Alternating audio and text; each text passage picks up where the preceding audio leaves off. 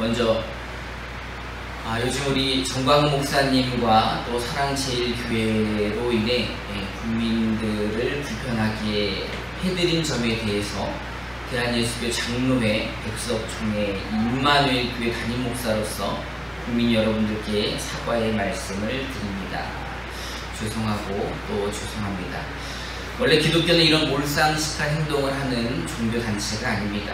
전 세계가 코로나19로 인해 어려움을 당하고 고통을 당하는 상황에서 방역당국의 지침을 어기면서 국민들을 불안하게 떨게 하는 일부 교회와 목사의 이 비상식적인 발언과 행동은 예수님의 가르침과는 완전히 다르며 그리스도인으로서 해서는 안 되는 행동임을 다시 한번 상기하고 이로 인해 피해를 입고 고통당하시는 국민 여러분들께 다시 한번 사과의 말씀을 드립니다. 죄송합니다. 성도 여러분, 교회는 예수님을 닮는 그리스도인들의 모임입니다. 주의 복음을 위해서 핍박을 받는 것도 아니고 교회가, 목사가 정치판에서 세상의 이슈가 되고 바이러스로 인해 비상시국의 범법자가 되어서 하나님을 욕먹이고 또 그런 행동을 하는 것은 결단코 교회와 성도들이 해서는 안 되는 행동인 것입니다. 여러분, 하나님은 하나님이 온전하니 너희도 온전하라 라고 말씀을 하십니다. 하나님은요, 악한 사람이라고 비를 많이 주셔서 수혜를 입게 하고 하나님의 자녀라고 수혜를 입지 않고 이렇게 하시는 분이 아니시죠. 악인과 선인에게 비를 골고루 주시며 햇빛을 두루 비춰주시는 그런 성품의 하나님이신 것입니다. 믿으십니까? 요즘 코로나19가 우리 모두를 힘들게 합니다. 교회뿐만이 아니라 세상 모든 사람들이 피해를 보고 있습니다. 그런데 세상 모든 만물들을 하나님이 창조하셨다고 믿는 우리들의 입장에서 볼 때 왜 코로나19를 창조하셨을까? 아니, 왜 바이러스를 만드셔서 우리를 이렇게 힘들게 할까? 라고 한번 생각을 해봅니다. 사실 이런 질문 자체가 좀 유치하기는 하죠. 원래 바이러스는 언제서부터 있었을까요? 아마 세상이 창조될 때부터 있지 않았을까 생각을 해봅니다. 우리 동네에서 제일 유명한 과일이 뭐죠? 복숭아죠, 복숭아. 이 복숭아가 많은 곳에 가면은 또 어떤 벌레들이 많을까요? 복숭아들 안 드셔보셨구나? 초파리가 많잖아요, 초파리가. 복숭아가 있는 곳에 초파리가 너무 많죠. 달콤한 냄새를 맡아서 어디서 왔는지 그 초파리들이 와서 이 복숭아를 갉아먹습니다. 그래서 속으로 이 초파리 좀 없었으면 좋겠다. 하나님은 왜 이런 초파리들을 만들었지 생각을 해봅니다. 근데 이제 그 답을 알려면 복숭아가 썩는 곳에 가보면 알죠. 이 복숭아를 거름을 주기 위해서 이렇게 버린 곳에 가보면 초파리들이 뭘 하고 있습니까? 예? 갉아먹으면서 그 복숭아들을 분해하고 있죠. 다시 땅으로 돌아가 양분이 되게 하기 위해서 초파리들이 열심히 일하고 있습니다. 그게 바로 초파리의 사명인 거죠. 사실 하나님이 만드신 이 피조물 중에 목적 없이 만드신 것은 하나도 없습니다. 모든 피조물이 다 사명이 있다는 거죠. 그러면 코로나19의 사명은 무엇일까요? 어렵습니다. 코로나를 왜 만드셨어? 근데 코로나로 인해서 우리가 하는 거를 보면 코로나 때문에 우리가 뭐 하고 다닙니까? 마스크 쓰고 다니죠. 저야 이제 설교할 때 좀 거리가 있어서 마스크를 이렇게 벗고 하지만 다른 때는 다 마스크를 쓰고 합니다. 그리고 또 뭐 하죠? 손소독도 하고 서로 거리두기 하고 모이기를 피하고. 근데 제가 이제 지난주에 어떤 분을 만났는데 그분이 하시는 말씀이 교회 다니시는 분 아니에요. 근데 그분이 창조주께서 이 코로나를 만드신 이유가 있는 것 같다는 겁니다. 왜 이유가 있냐고 여쭤봤더니 강제적으로 모든 사람들에게 뭘 씌움으로? 마스크를 씌움으로 입 좀 다물라는 거예요. 입 좀 다물고 마스크 좀 쓰고 있으라는 거죠. 요즘 사람들이 쓸데없는 말을 그렇게 많이 하고 모이면 험담하고 거짓 뉴스에 거짓 정보에 서로 입만 열면 사기치려고 하고 잘난 척하고 교만하고 그래서 창조주가 코로나로 인해 그 입 좀 다물으라고 뭘 씌워놨어요? 마스크를 씌워놨다라는 말씀을 하셨습니다. 그냥 뭐 속으로 그럴 수도 있구나 그런 생각을 해봅니다. 좀 썰렁하죠? 무슨 일이 아닌 거죠. 근데 그분의 이제 생각이 이런 거예요. 이제 서로 거짓말 좀 그만하라고 마스크 좀 씌워놓고 서로 거리를 두면서 좀 예의를 지키라고 하나님이 코로나를 주셨고 그 더러운 손 좀 씻고 서로 이렇게 악수하고 전파하지 말고 손 좀 깨끗이 하라고 그렇게 코로나를 주셨다라고 말씀하시는 거를 보면서 뭐 정답인지 아닌지는 모르지만 사실 많은 부분 공감하는 부분이 있었습니다. 여러분 모든 창조물의 사명이 있듯이 코로나19에도 사명이 있겠죠. 이게 뭐 마스크를 씌우는 건지 거리를 두게 하는 건지는 잘 모르겠지만 어쨌든 모든 거에는 사명이 있다고 믿습니다. 오늘 우리가 보는 본문에서도 이 요나에게는 사명이 있었습니다. 여러분 요나 잘 아시죠?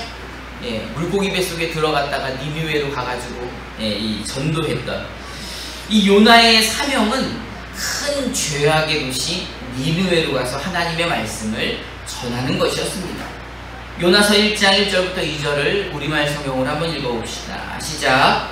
여호와의 말씀이 아미데아의 요나에게 임해 말씀하셨습니다. 일어나 저 큰 성읍 니느웨로 가서 그 도시에 선포하여라. 이는 그 도시의 죄악이 여호와의 때까지 이르게 되리라. 하나님께서는 요나를 선택하시고 요나에게 죄악의 도시 니느웨로 가서 하나님의 말씀을 선포하라고 하였습니다. 그들의 죄악이 하나님 앞에 이르렀기에 그들에게 회개하라고 선포하라는 것입니다. 그런데 요나는 어디로 갑니까? 정반대로 갑니다. 제가 지도를 한번 준비해 봤는데요. 이게 이제 이스라엘 주변지 중에 지도입니다. 보시면 이제 클릭 한번 해주시면 저기가 니느웨예요. 그 밑에 보면 예루살렘이 보이시죠? 그러니까 니느웨와 예루살렘 사이가 이스라엘이라는 거예요. 그러니까 이스라엘에서 북쪽으로 조금만 올라가면은 니느웨인데 그곳에 가서 하나님 말씀을 전하기 싫어서 클릭을 한번 더 하면 스페인에 있는 다시스까지 가는 거예요. 저기를 가려면 뭘 타야 돼요? 배를 타고도 한참을 가야 되는 거리로 도망을 가게 됩니다. 욥기 1장 3절부터 4절을 우리말 성경으로 한번 읽어봅시다. 시작. 그러나 요나는 여호와로부터 도망쳐 나와 다시스로 향했습니다. 그는 유바로 내려가서 그곳에서 다시스의 배를 발견했습니다. 그는 뱃삭을 내고 여호와를 피하기 위해 배를 타고 다시스로 향했습니다. 그러자 여호와께서 바다에 폭풍을 보내셨습니다. 거친 폭풍우가 배를 위협해 배는 거의 부서지게 됐습니다. 요나는 자기의 사명을 버리고 가라는 곳과 완전 반대되는 곳 다시스로 도망을 갑니다. 여러분 이렇게 도망간다고 하나님을 피해서 갈 수 있을까요? 없을까요? 없죠. 하나님께서는 이런 요나에게 폭풍우를 보내주셔서 그 배가 바다 한가운데 있을 때 배를 부서지게 만듭니다. 배가 거의 부서질 듯 하게 되었습니다. 그래서 이 배에 있는 선원들이 이거 누구의 잘못인가? 왜냐하면 배가 출항할 때만 해도 일기예보에서는 뭐가 없었어요? 태풍이 없었는데 지금 잔잔한 바다에 태풍이 일고 마른 하늘에 날벼락이 치는 것을 보니 하늘과 바다가 진노했다 생각을 한 것입니다. 요나서 1장 7절부터 8절을 우리말 성경으로 한번 읽어봅시다. 시작. 서로에게 서로 말했습니다. 이리 와서 제비를 뽑아 이 재난이 누구 탓인지 알아내자. 그들이 제비를 뽑았더니 제비가 요나에게 뽑혔습니다. 그러자 그들이 그에게 물었습니다. 우리에게 닥친 이 재난이 누구 때문인지 말해보아라. 내 직업은 무엇이냐? 어디에서 오느냐? 어느 나라 사람이냐? 내가 어느 민족이냐? 이 제비 뽑기를 했는데 누가 뽑혔어요? 재수없게 요나가 뽑혔습니까? 아니죠. 이 제비 뽑기에서 요나가 뽑히게 된 거죠. 이 요나는 자신의 사연을 이야기합니다. 내가 누구고 어디서 왔는지 알려줍니다. 그러자 폭풍이 점점 더 거세집니다. 요나서 1장 11절부터 15절을 우리말 성경으로 읽어봅시다. 시작. 바다의 폭풍이 점점 더 거세졌습니다. 그들이 그에게 말했습니다. 바다를 진정시키려면 대체 우리가 내게 어떻게 해야 하냐? 그가 대답했습니다. 나를 들어서 바닷속에 던지십시오. 그러면 바다가 잠잠해질 것입니다. 이렇게 엄청난 폭풍이 당신들에게 닥친 것은 때문이라는 것을 잘 알고 있습니다. 그러나 그들은 육지로 돌아가려고 힘껏 얼굴을 넣었습니다. 그럴지라도 소용이 없었습니다. 바다의 폭풍이 더 거세졌습니다. 그러자 그들이 여호와께 부르셨습니다. 여호와여, 제발 이 사람의 목숨 때문에 저희가 죽게 하지 마십시오. 죄 없는 피 흘림을 우리가 책임지게 하지 마십시오. 여호와여, 주께서는 원하는 대로 하십시오. 그리고 그들은 요나를 들어서 바닷속으로 던졌습니다. 그러나 상한 바다가 잠잠해졌습니다. 아멘. 요나는 자신의 사명을 이행하지 않고 도망가던 길이었습니다. 그러자 하나님이 진노하셨고 그 하나님의 진노하심을 본 요나는 배에 있는 다른 사람들을 위해 자신의 목숨을 던졌습니다. 하나님은 다른 사람을 위해 목숨을 던지는 요나의 그 마음을 보셨던 것 같습니다. 그래서 요나를 거기서 죽이시지 않고 어떻게 하셨습니까? 물고기를 준비하셔서 그를 다시 니느웨로 보내십니다. 요나서 1장 17절을 우리말 성경으로 한번 읽어봅시다. 시작. 그러나 여호와께서는 그 물고기를 준비하셔서 요나를 삼키게 하셨습니다. 요나는 그 물고기 뱃속에서 3일 밤낮을 보냈습니다. 3일 밤낮을 보내 그는 니느웨로 도착하게 됩니다. 그래서 하나님의 말씀을 대언하고 자신의 사명을 감당하게 됩니다. 요나서 3장 3절부터 4절을 개정으로 한번 읽어봅시다. 시작. 요나가 여호와의 말씀을 일어나서 니느웨로 가니라. 니느웨는 사흘 동안 걸을 만큼 하나님 앞에 큰 성읍이었다. 요나가 그 성읍에 들어가서 하루 동안 다니며 외쳐 이르되 40일이 지나면 니느웨가 무너지리라 하였더니 이 니느웨가 얼마나 큰 성이에요? 걸어서 며칠이나 가야 된다고요? 3일 동안이나 걸어야 하는 이 큰 성인데 얼마 만에 걸어갔어요? 하루 만에 가면서 하나님의 말씀을 전했습니다. 40일 뒤에 니느웨가 무너지리라. 40일 뒤에 하나님의 심판이 있으리라 라고 전했는데 여러분 3일 길을 하루 만에 가려면 몇 배로 빨리 가야 되는 거예요? 3배로 빨리 가는 거예요. 3배로 엄청 빨리. 그러니까 사실은 그러니 이 복음을 전했다면은 그가 성실하게 전한 거예요? 대충 전한 거예요? 대충 했다고 볼 수밖에 없죠. 어쨌든 대충 했지만 하나님은 이 대충이라는 사람을 통해서 큰 역사를 이루십니다. 그렇게 하루만 복음을 전했는데도 그 니느웨 성 사람들이 회개하기 시작합니다. 니느웨는요 아주 악한 성입니다. 그래서 그 악이 하나님 앞에까지 이르러 하나님이 드디어 심판하기로 결심을 했지만 하나님은 그들이 회개하고 돌이키자 그들을 어떻게 해주셨을까요? 용서해 주셨어요. 그 큰 성에 있는 모든 죄악들을 다 용서해 주셨다는 겁니다. 그러면 선지자는 어떻게 해야 될까요? 이 복음을 전했던 선지자는 기뻐해야 되는 게 맞죠. 근데 문제는 요나에게 있었습니다. 요나가 이 그 성을 용서하신 하나님에 대하여 굉장히 화가 나고 기분이 상했습니다. 요나서 4장 1절부터 3절을 우리말 성경으로 한번 읽어봅시다. 시작. 그러나 요나는 몹시 기분이 상했습니다. 그는 화가 났습니다. 그는 여호와께 고했습니다. 여호와여, 이것이 내가 고향에 있을 때 내가 말씀드린 것이 아닙니까? 이래서 내가 서둘러 다시로 건너갈 것입니다. 주께서는 은혜롭고 동정심이 많은 하나님이시고 진노하는데 더디시고 사랑은 충만하시며 재앙을 내리는 것을 주저하신다는 것을 내가 알고 있었습니다. 여호와여, 이제 제발 내 목숨을 가져가십시오. 내가 사는 것보다 죽는 편이 낫겠습니다. 여러분 요나가 니느웨를 가지 않은 이유가 무엇입니까? 하나님이 그들을 용서해 주실까 봐. 하나님이 용서해 주실까 봐 이야기하잖아요. 내가 하나님이 이럴까 봐. 이래서 내가 서둘러서 어디로 도망갔어요? 다시스로 간 건데 결국 내가 이럴 줄 알았어. 하나님 그 사람들 그 악을 심판하신다 그러더니 이럴 줄 알았어. 하나님 또 용서해 주실 줄 알았어. 차라리 아유 내가 저 꼴을 안 보고 뭐 하는 게 나아요? 죽는 게 나. 그러니까 하나님 차라리 내가 안 볼 테니까 나를 죽여주세요 라고 이야기를 하죠. 여러분 보기에 좋습니까? 좋지 않죠? 이 사람이 왜 이럴까? 요나가 성경에도 나오시는 분인데 어쨌든 하나님께 자신을 죽이라고 협박을 하고 본인은 니느웨 성 바깥에 나가서 초막을 짓고 성이 어떻게 되나 구경을 합니다. 근데 구경을 하는데 하나님이 그런 요나에게 박넝쿨을 준비해 주십니다. 여러분 박넝쿨 아시죠? 사진으로 한번 준비를 해봤는데 요런 거. 예. 이래서 이제 요나가 지은 초막 위에 박넝쿨이 막 자라가지고 이제 그 박넝쿨이 막 자라니까는 뭐가 생길까요? 그늘이 생기고 누워있을만 하죠. 요나서 4장 5절부터 6절을 우리말 성경으로 한번 읽어봅시다. 시작.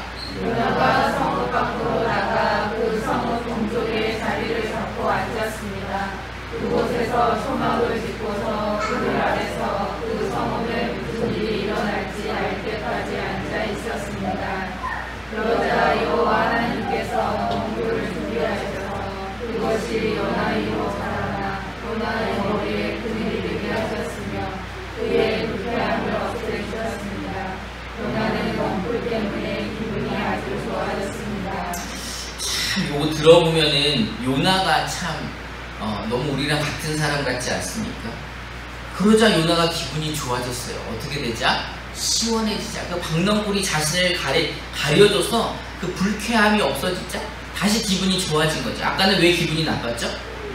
니느웨 성을 용서해 주니까 기분이 나빴는데 하나님이 또 박넝쿨을 이렇게 해주시니까 기분이 좋아졌어요. 보니까 뭐 하나님의 마음과는 상관이 없이 이 선악의 중심, 좋고 나쁨의 중심이 누구에게 있는 사람인 것 같아요? 요나 자신에게 있는 사람인 것 같습니다. 요나는 그런 사람인 것 같아요. 뭐 자기 기분에 따라 달라지는 것 같습니다. 그래서 하나님이 다음날 그 주신 박넝쿨을 벌레를 보내 죽게 하십니다.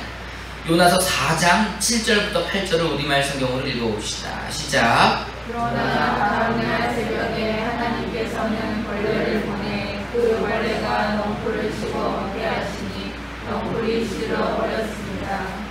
해가 뜨자 하나님께서는 뜨거운 동쪽 바람을 주의하셨습니다. 해가 요나의 머리를 따갑게 내리쬐어 그는 힘이 빠졌습니다. 그는 죽기를 원했습니다. 요나는 말했습니다. 내가 사는 것보다 죽는 것이 낫겠습니다. 이 보니까 요나는 사실 존경할 만한 사람은 아닌 것 같은 느낌이 들죠. 자기 마음이고 자기 마음대로 시원하면은 뭐 기분 좋아서 좋아했다가 다시 햇빛 나고 더우니까 또 짜증내고 그냥 죽여버리세요. 살고 싶지도 않아. 이런 사람인 것 같아요. 여러분 요나 선지자 보니까 모양이 빠지죠. 옆에 분들하고 한번 인사해 봅시다. 우리 모양 빠지게 살지 맙시다. 이런 요나에게 하나님이 이렇게 말씀하십니다. 요나서 4장 9절부터 11절을 우리말 성경으로 한번 읽어봅시다. 시작. 그러나 하나님께서 요나에게 말씀하셨습니다. 내가 그 넝쿨 때문에 하나님께 오느냐? 그가 말했습니다. 그렇습니다. 화가 나서 죽을 지경입니다. 그러나 여호와께서 말씀하셨습니다. 내가 가꾸지도 않고 기르지도 않은 넝쿨도 너는 아꼈다. 하룻밤 사이에 자라나 하룻밤 사이에 죽어버렸는데도 말이다.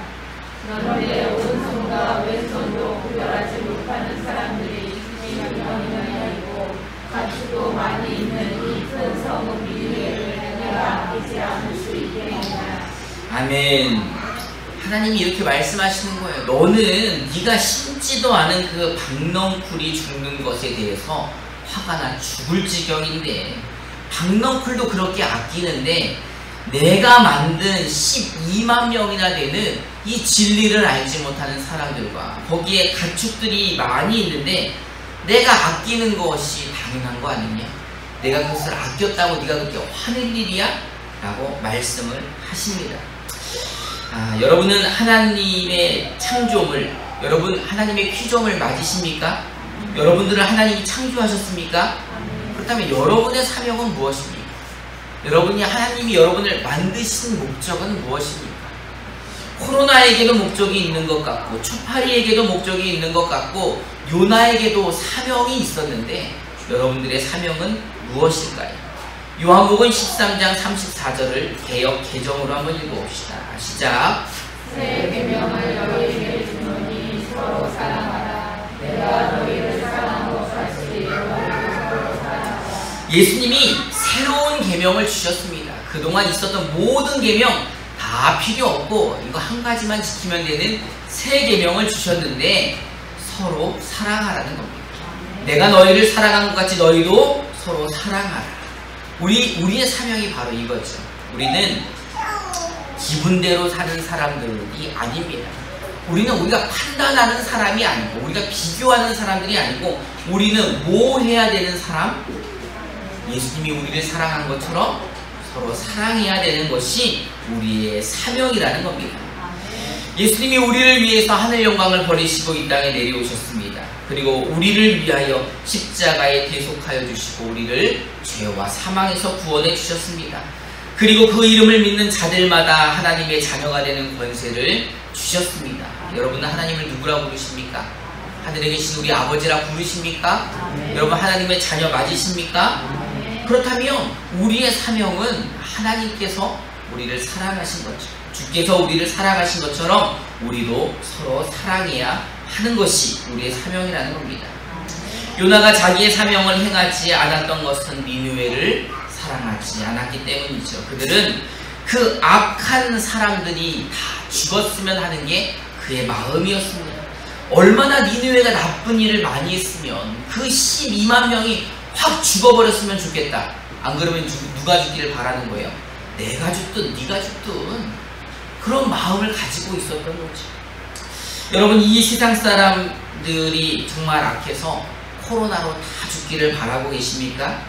이참에 마음에 안 드는 사람 코로나 걸려 확 죽었으면 좋겠습니까? 여러분 예수님 핍박하고 교회를 핍박하는 이 세상의 모든 사람들 다 지옥 가기를 바라십니까?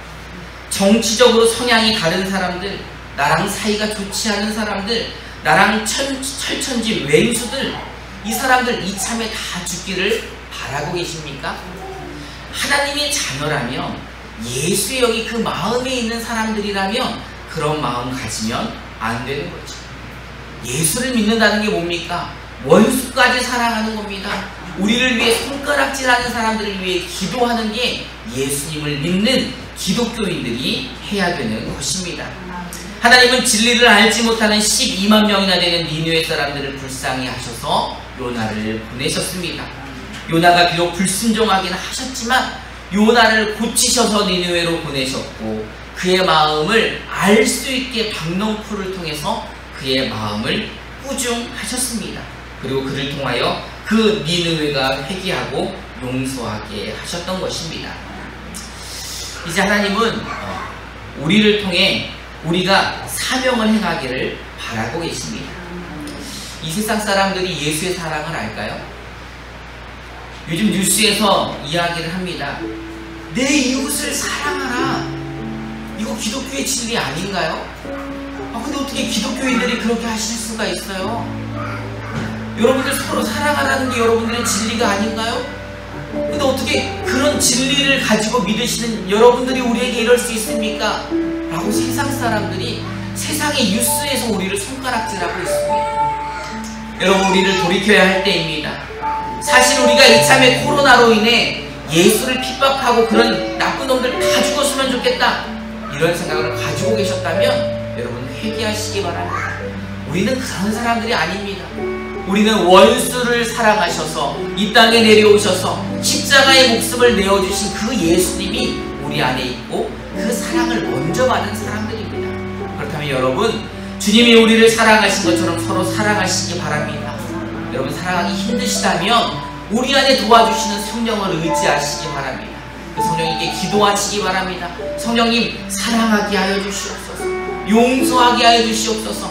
원수까지 사랑할 수 있는 마음을 주시고 우리를 핍박하는 자들을 위하여 기도할 수 있는 하나님의 마음을 우리에게 주시옵소서라고 기도할 때 그 성령이 우리를 도와주시오. 우리가 주님이 우리를 사랑하신 것처럼 서로 사랑하는 그리스도인이 되게 할 것입니다. 이 시간 우리 함께 찬송하면서 결단하는 시간을 갖도록 하겠습니다. 주 사랑이 나를 숨쉬게 해. 우리 함께 찬송합시다.